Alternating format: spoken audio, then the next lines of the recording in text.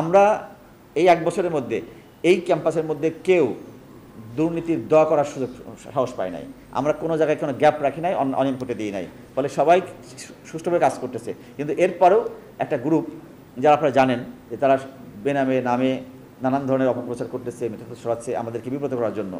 আমি আপনাদেরকে অ্যাসিওর করি যে আমরা দায়িত্ব নেওয়ার পর থেকে এই পর্যন্ত কোনো কাজে কোনো অনিয়ম করতে আমরা দিই নাই, এবং আমরা যেগুলো ক্রয় প্রক্রিয়া হয়েছে, উন্নয়ন কাজ হয়েছে, আমরা ওপেনলি টেন্ডারে কজন পার্টিসিপেট করেছে, ক টাকা দরপত্র জমা দিয়েছে, তার কি ঘাটতি নাই, এবং ঘাটতি হলে সে এটা মিট করতে পারবে কি না, এগুলো একবার ওপেন টেবিলে এখানে বসে আমরা আলোচনা করেছি, যেটা করে আমরা জানিয়ে দিয়েছি আমাদের সাংবাদিক যারা আছে আমাদের ক্যাম্পাসে, তাদেরকে জানিয়ে দিয়েছি যে এই প্রক্রিয়ায় কেনাকাটা হয়েছে, এখানে কোনো গ্যাপ নেই।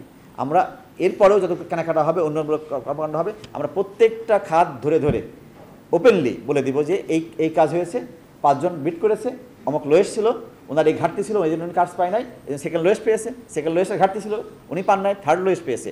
আমরা এই প্রক্রিয়ায় কোনো হাইড অ্যান্ড সিক আমরা রাখবো না।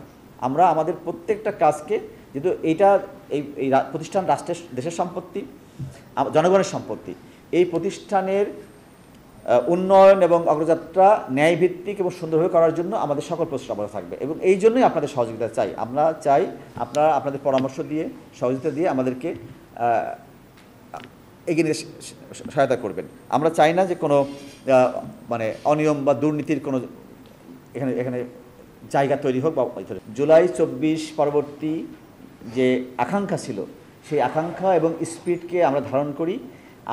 আমি বা আমরা দুজন এখানে কোনো অন্যায় করতে আসি নাই, স্বজনপ্রীতি করতে আসি নাই, দুর্নীতি করতে আসি নাই।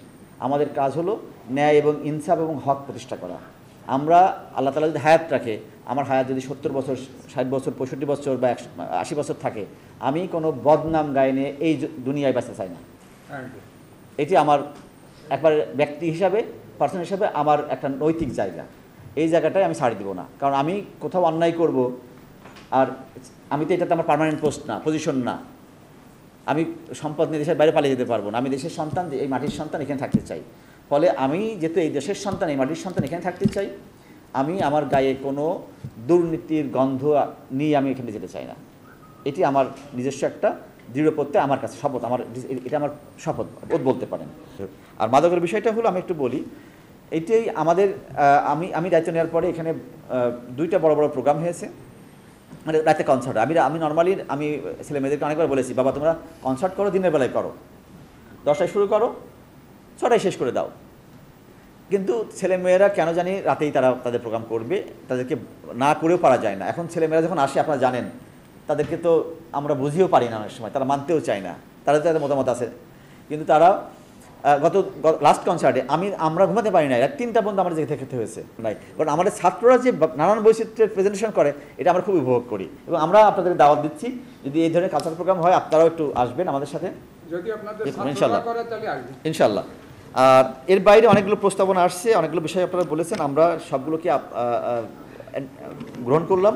আমরা আপনাদের পরামর্শ অনুযায়ী আগামী দিনগুলোতে আমরা সিদ্ধান্ত নিব, এবং সেই অনুযায়ী আমরা সমাজ উপযোগী এবং এই এলাকার জনমানুষের জন্য যে ধরনের শিক্ষা গবেষণা দরকার, সেগুলো আমরা করব ইনশাল্লাহ। আর এর বাইরে